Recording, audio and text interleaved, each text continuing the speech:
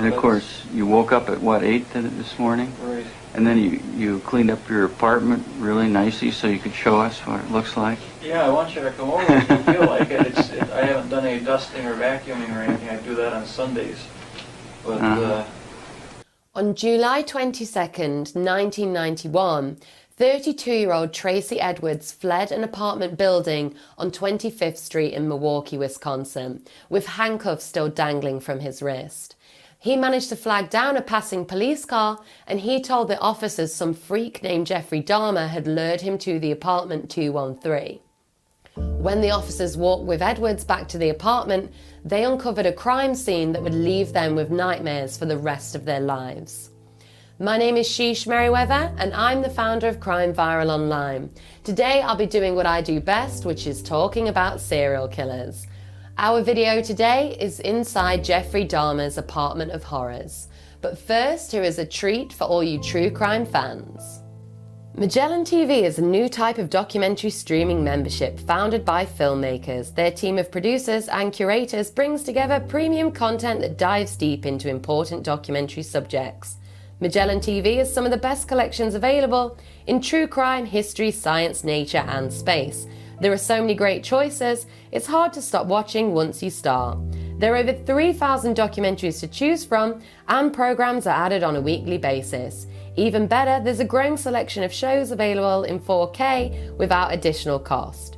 You can watch Magellan TV on any device or connected TV. You can even cast from your phone to your TV. It's super easy to use. So check it out now, click the link below to get a full month free. I have been binge watching Cybercrimes with Ben Hammersley.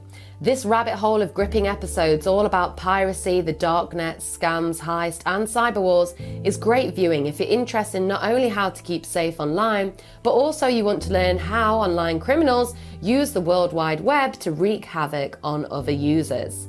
Now let's get you back to the serial killers.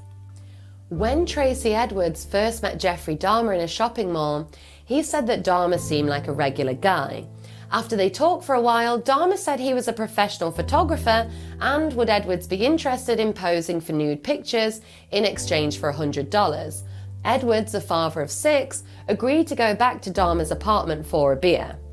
Edwards noticed a terrible smell in the apartment as soon as he walked through the door. But Dahmer just explained that plumbing in the building was off and that management were dealing with a broken sewer pipe.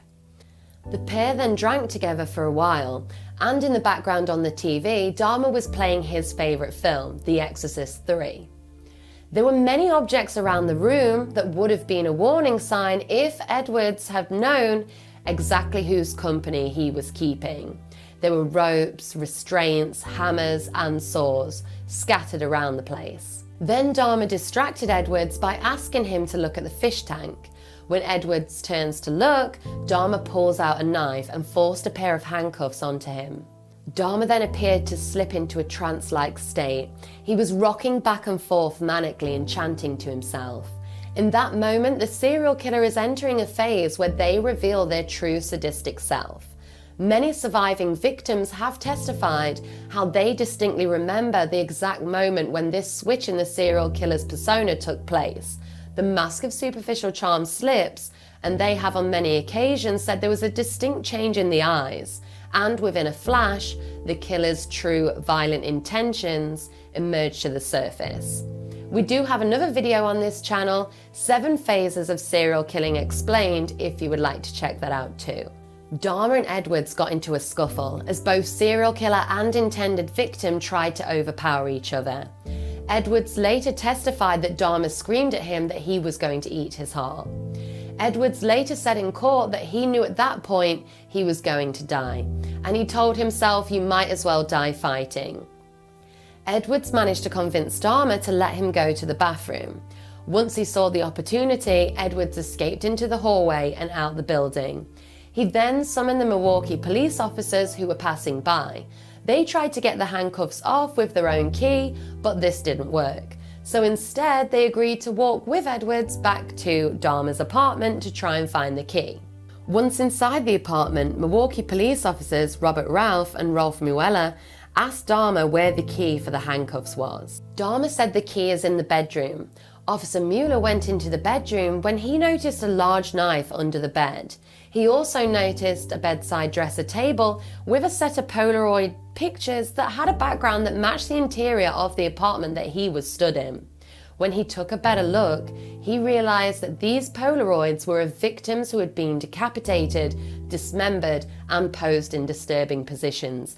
In total, there was 74 Polaroids as part of this twisted collection.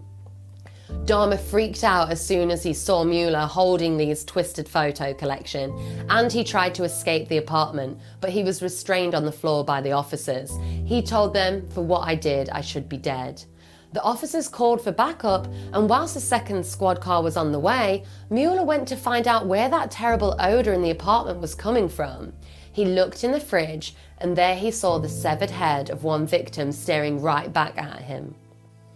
Eventually, the officers uncovered at least 11 corpses. There was a pan on the stove that contained human brains. Hands and feet had been boiled in another pan.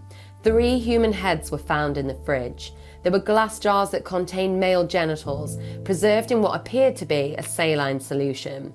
And the bottom drawer of one cabinet also contained a whole human skeleton, and plastic bags contained many severed limbs.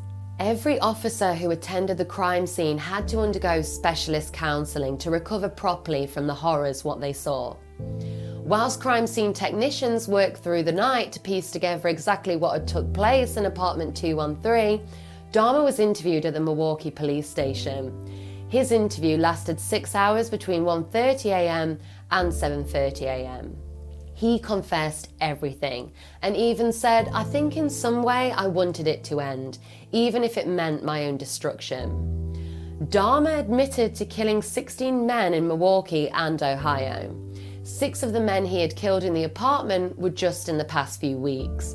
He said he decapitated them, dismembered them, defleshed them, and threw whatever was left in the trash. He also said some of the bodies were placed in acid to liquefy them, and he shared that it takes on average about an hour to boil a human head.